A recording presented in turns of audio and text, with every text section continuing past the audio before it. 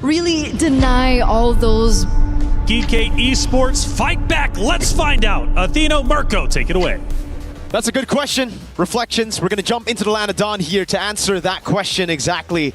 What do you think, Athena? Is it a 2-0 or do you think GK can do it? 1-1. To be honest, in this composition, I think it's a 2-0, especially onto the hands of KOA's Hayabusa. Dang. Remember, it's one of her specialty. But let's see, maybe the willpower of GK will be enough to kindly stretch this match onto game number 3. Yeah, the only question I have is just like, is the box just still good is the question right now, right? We've been seeing it a lot so far. Yep. I think we've seen it like 2 times, right? One time it won, the other time it didn't. And Kyoe's just been having a blast on these assassins. Another signature pick here today. Lethal Ignition is the choice for Yui though, so not really just a full utility type of Faramis. It's all in for damage on top of it. Speaking of damage as well with the Faramis, it just gives more value onto Sonjika's Valentina. Eternia has mentioned this, and give Geltek a really nice advantage too. But let's see. But now, we appreciate the effort of Liubon just spawning out here with the started dances as well. But A5U would have immediate first blood. Surprisingly, is Geekay Esports getting head-to-head this early onto Geltek. It's a really good start for the game to MLBB, I guess, because it is Asu who actually gets the first kill of the game. It would have been great if it was someone else. This is the thing about the Harith though, and the Fury is really going to struggle this game. Last time she was put onto a winning matchup. This time, it's not so much a winning matchup level 1 to 3. Tokyo is going to have a blast in that lane, and on top of it, Definitely. with the winning matchup and a Hayabusa with a Valentina all around, it's going to get even tougher. On top of that, later in the team fights, Liubon's on Esmeralda just soaking in those shields.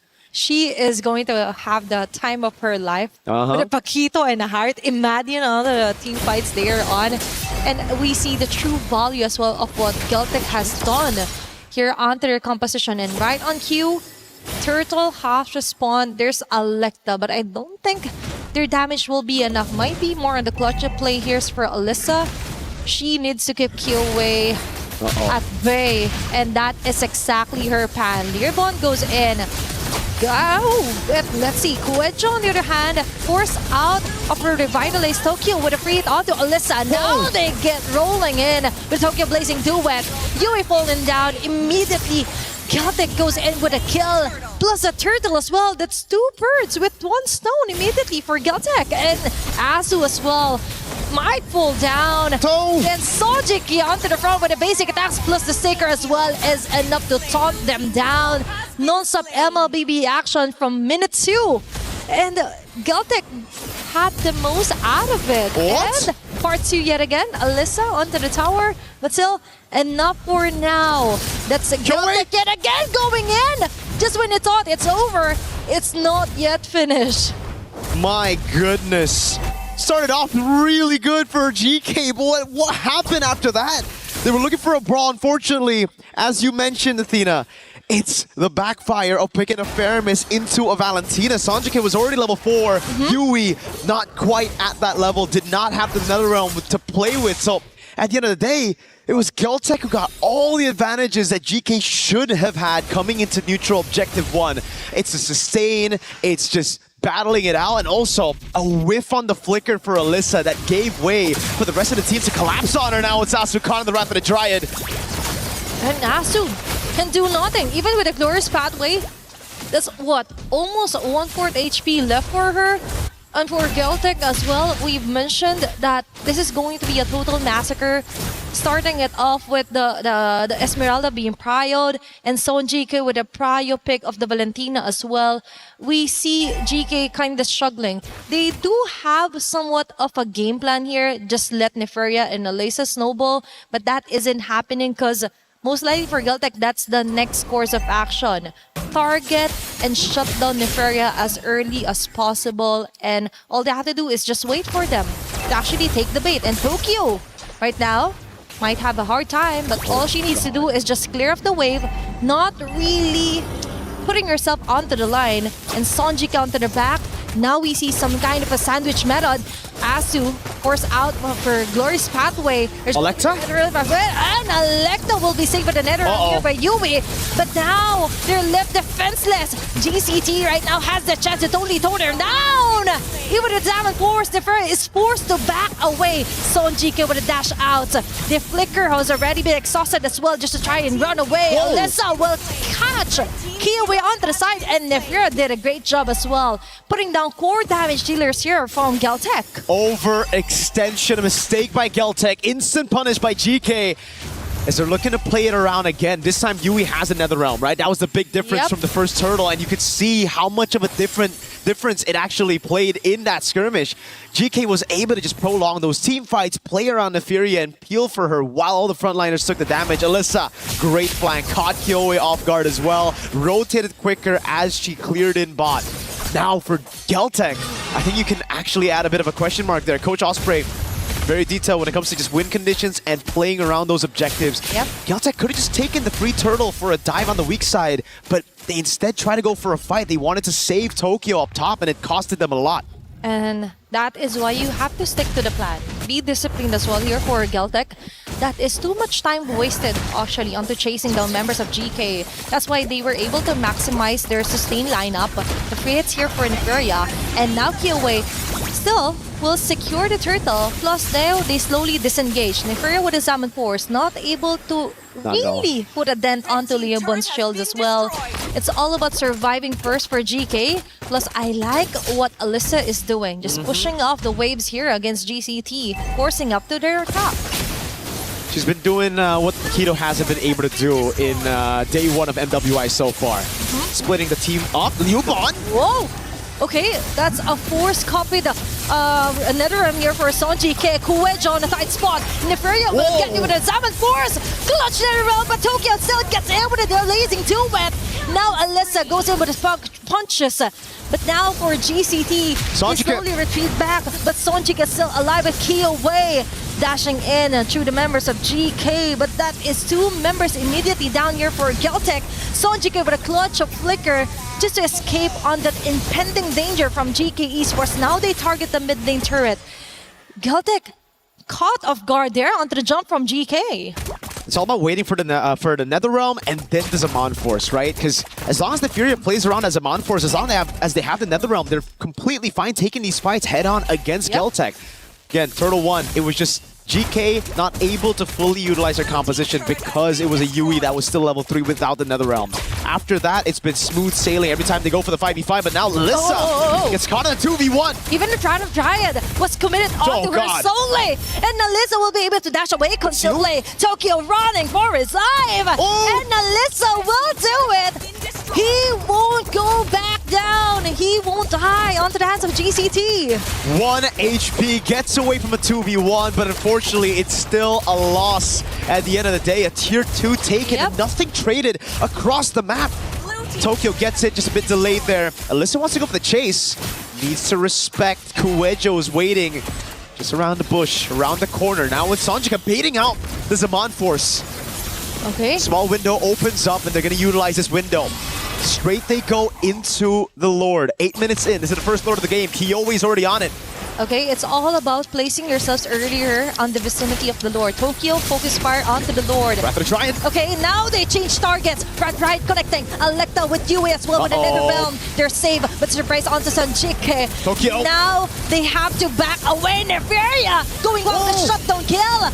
And they go in. Kyoe as well will get the immediate takedown, but Alyssa goes in with a trade. Oh, that's a very nice rolling star here for Leobon. Yui trying to run away. It's going to be the Ghost Bursters here. Asu for the save, but it's Leobon onto 2 members. I think this might be it. That is going to be a kill here onto Leobon. Meanwhile, onto the mid lane, it's Electa slowly retreating back. It might have been messy, but I think GCT still got the most out of it. GK's box was scattered by Geltek. They had so many angles to attack from Tokyo. Great discipline this time around, really learning from the mistakes of the last few skirmishes that didn't go their way. It's all about waiting for the Netherrealm and the Zaman Force, forcing them into these really weird situations where they just can't utilize their resources together. Once they're scattered, it was just GCT pulling off the Blazing Duet, getting those damage. Oh, the poke over on Yui. Too much. Either way, for Geltek, all they need to do is just wait for either the Zone Force or Netherrealm, as you mentioned. And all they look had at to this. do is just wait for the perfect timing, wait for the perfect person to show up on the mat. Wrath of Giant here for Guecho. Even the Revitalize has been activated. Netherrealm's clutch here for Gen.G. The suppress is enough here for Electa as well. And they go in, Neferia with a free hits with his Zaman Force, but the jump from Leo will stop them on their tracks. Tokyo with a blazing do and chase down onto Neferia Electa. And this will hit right onto their heads. Gen.G with a dashes as well onto the side lane. Alyssa now the ball is on their court. Will they go for the kill? Yup, but the BMI is there. Tokyo won't fall down. Gen.G with a kill. Neferia goes in with a trade. That's too much of a mess. But Kyowe, out of all that has happened, will focus on to getting that Lord. Oh, GK, I see what they were trying to do there. They were trying to just go in straight up, brute forcing their way into a 5v5, but they get caught in Kuejo's Wrath of the Dryad. The Revitalize gives her just enough time for the rest of the team to follow up. Great Netherrealm to again delay the death of the frontliner, and all that time was used with the Zaman Force on. A window open right as it was gone, right as it went on cooldown, and Geltek saw the vision, went in and punished GK out of that team fight. A few desperate moves here and there as they try to recoup. Alyssa went for the flicker, trying to go in for the kill here, but Tokyo gets out just in time with the BMI. Great read as well by Songjika, is able to provide enough heal. You can see the built-up frustration from GK. It looked so good up until it just all fell right in front of them. And that's the thing. For Geltek, it's all about the mechanics as well and how well they will survive the incoming attacks here for GK. Lord onto the top lane. They don't have the best of They've clear. already managed to tore their way down. And Kyowe with a shadow kill. Almost half an HP left here for Neferia. That shields will be enough. Tokyo immediate takedown. Guecho with a Wrath of Dryad. It might not be enough, and now they slowly make and crawl their way back onto GCT. It's 3 members down, Liubon. Okay, with the Cyclone Eye, Neferia with a chase down, Zaman Force as well. Shield is enough. Just brute forcing her way out of this with a flicker as well. That's 5 women chasing her down, still surviving. But for GK, all that matters is that they could push back onto the turrets of GCT. That's true. They just gotta make sure they don't stay here too long. That wave up top is looking juicy, and they call it off. It's a wave up top, gonna build up, and that's why Geltek want to stop these recalls. They want to have those minions be a threat all the way while regaining control of the map. GK, this is very scary to play with a whole wave crashing down again. They're gonna be they're forced to walk back to base all the way to the top wave. And it's Geltek who wanna capitalize on this. Purple buff still secured by GK, so not much was taken away by Geltek, but still, despite all that, despite a big win, 3-0 in that defense, they're only able to get a tier 1 in the mid lane, and now it's Geltek back with the map control. Yep. Tokyo, though, way too aggressive. I know she was trying to get that turret down, but you have to respect the damage of GK. It's just deja vu to game number 1, where Neferia started to get those items rolling on the Leslie. This time it's on the Harith. Damage dealt ranking, Neferia is very close to the rest of the team. Tokyo, Songjika, obviously still top 2. Kyowe is just doing assassin job, right? It's all about cleaning up. Tokyo, you might have the damage, but remember, for Geekay Esports, they're slowly crawling their way out. So they still have enough of skills to totally sort out on who to target. And now for GCT, we've mentioned, even if they lost on that specific takedown onto the turret, and G was able to take down a turret onto the mid lane, the good thing is that they still had the lead, and now they're forcing their way again with Guecho's Wrath of Dryad.